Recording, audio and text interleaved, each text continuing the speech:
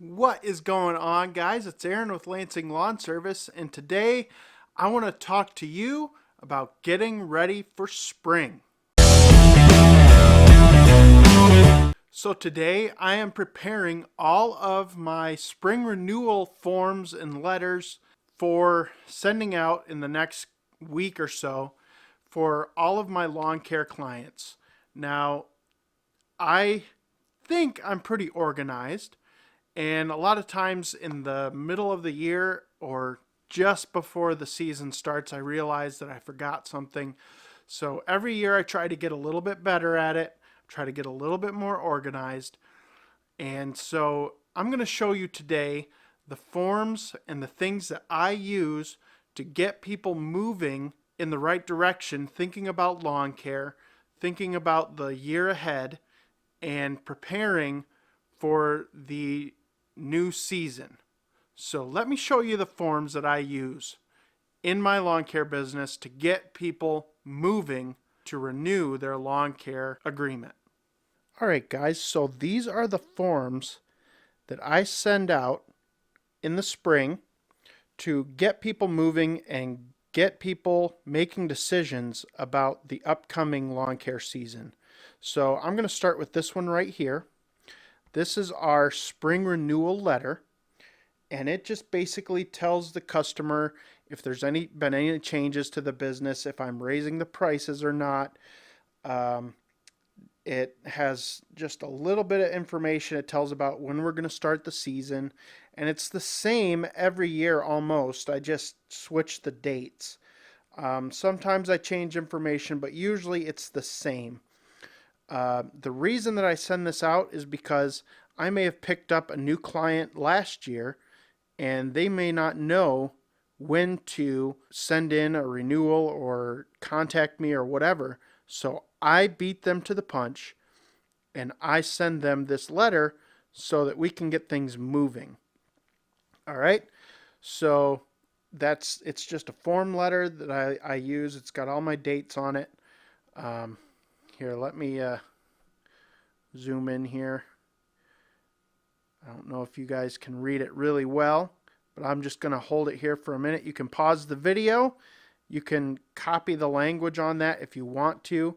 I would encourage you to come up with your own, make it your own, and do what works for your business. This is what works for my business.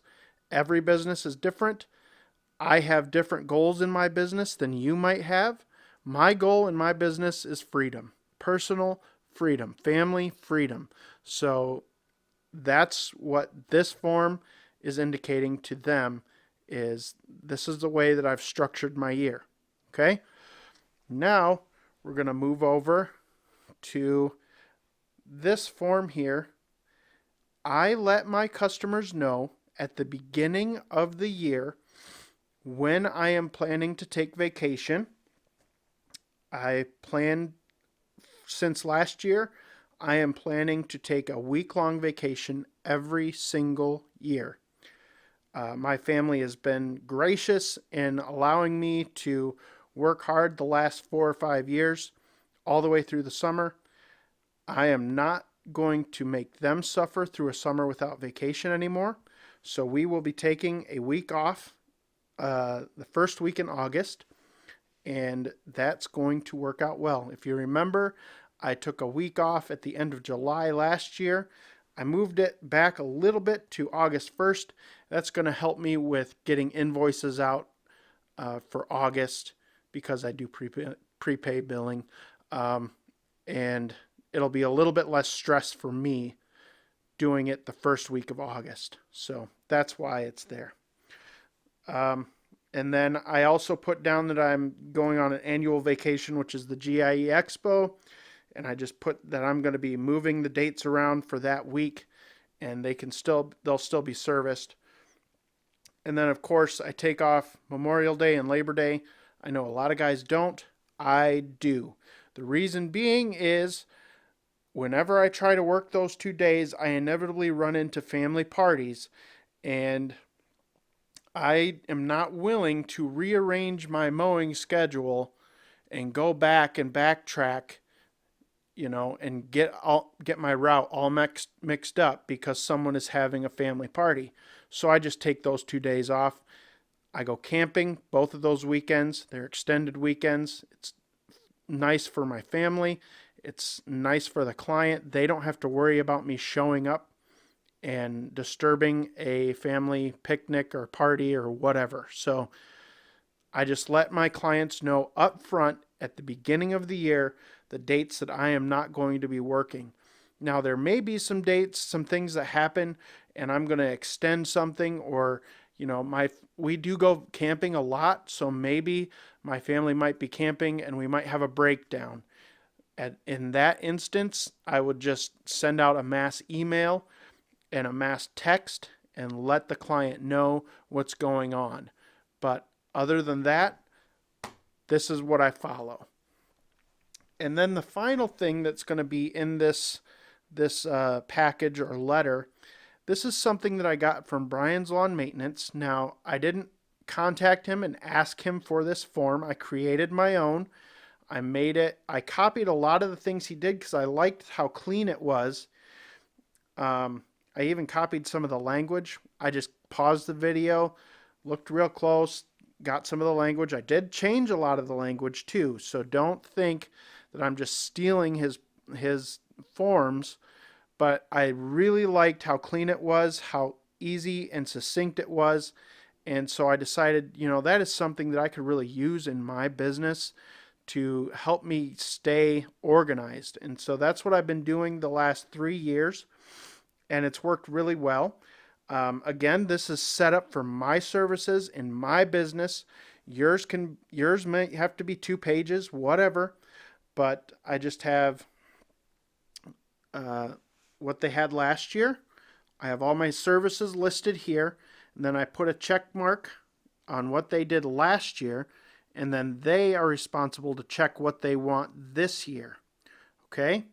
And then they just reiterate what their address is, their contact information. Sometimes that stuff changes, so you want to have updated information on that. But it's very simple. And one thing that I do as well that people have contacted me about in the past is I offer a 12-month contract.